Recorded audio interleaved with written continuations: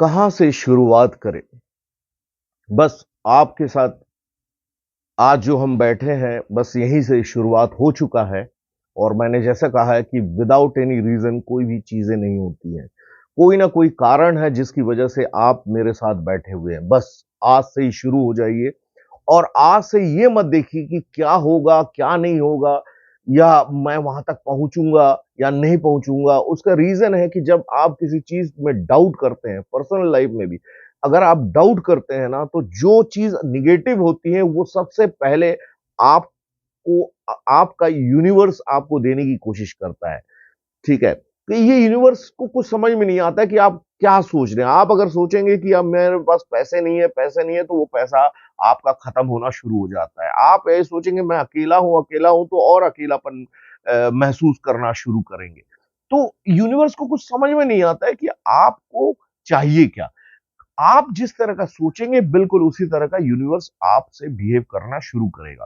तो इसलिए आज से हर चीज़ में पॉज़िटिव बन जाइए और पॉजिटिविटी के साथ आप शुरू कीजिए कि आप आज से अपना एक्टिंग का ट्रेनिंग शुरू कर रहे हैं और अपने आप को एक समय दीजिए 3 महीना, 4 महीना, 5 महीना क्योंकि मैं जो-जो एक्सरसाइज कहूँगा, ये आपको लगातार 3 महीने तक करना होगा।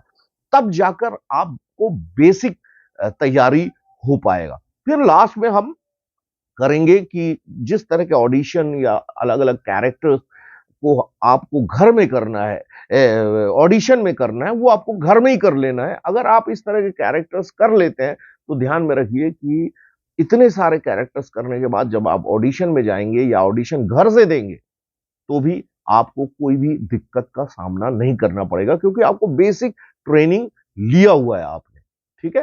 तो आज से ही शुरू कीजिए। कैसे शुरू करना है? बस आप एक जगह फिक्स कर लीजिए, एक रूम भले उसमें 1 घंटा दें, 2 घंटा, कई सारी चीज़ों में काम करना होगा, आपके बॉडी में काम करना होगा, माइंड में काम करना होगा, सोल में काम करना होगा, आपके अंदर का बदलाव लाना जैसे मैंने कहा है कि आपके अंदर का चेंज विदिन ही एक्टिंग है, तो आपको अंदर का बदलाव लाने में बहुत समय लगेगा।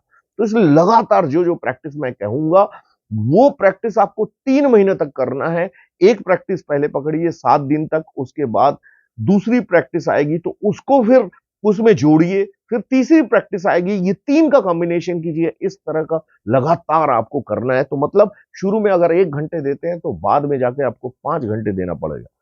जब तक वो नहीं देंगे, अब मुझे फिर से मैं कह रहा हूँ कि आप विश्वास कीजिए कि अगर मेरी प्रैक्टिस आप कर लेंगे, मैं सारा आपको कैसे पहुँचाना है, मैं डोर स्टेप तक पहुँचा दूँगा। बस इतना ही है कि आपको अपना खुद प्रैक्टिस करके अपने आप को देखना है, समझना है।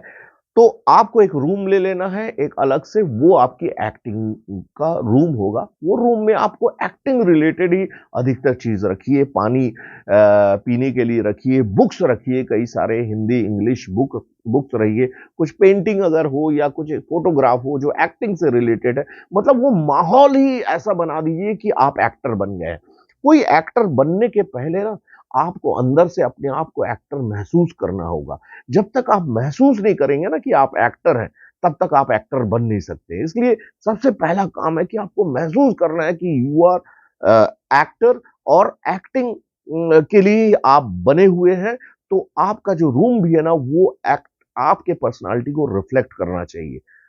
करने के बाद आप एक स्पेस रखिए जहाँ पर योगा कर पाएँ, एक्सरसाइज कर पाएँ। क्यों कर पाएँ, वो तो मैं बाद में बताऊँगा ये लेकिन आपको ये सारी चीज़ें करना ज़रूरी है। फिर से मैं कह रहा हूँ 3 चीज़ का ध्यान रखिए माइंड, बॉडी, सोल, ठीक है?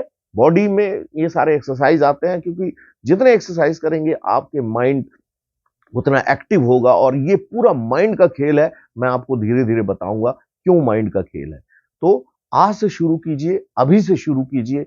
आज के बाद ही आप काम करना चालू कर दीजिए। एक-एक आप टॉपिक लीजिए, उसके ऊपर काम करिए, ठीक है?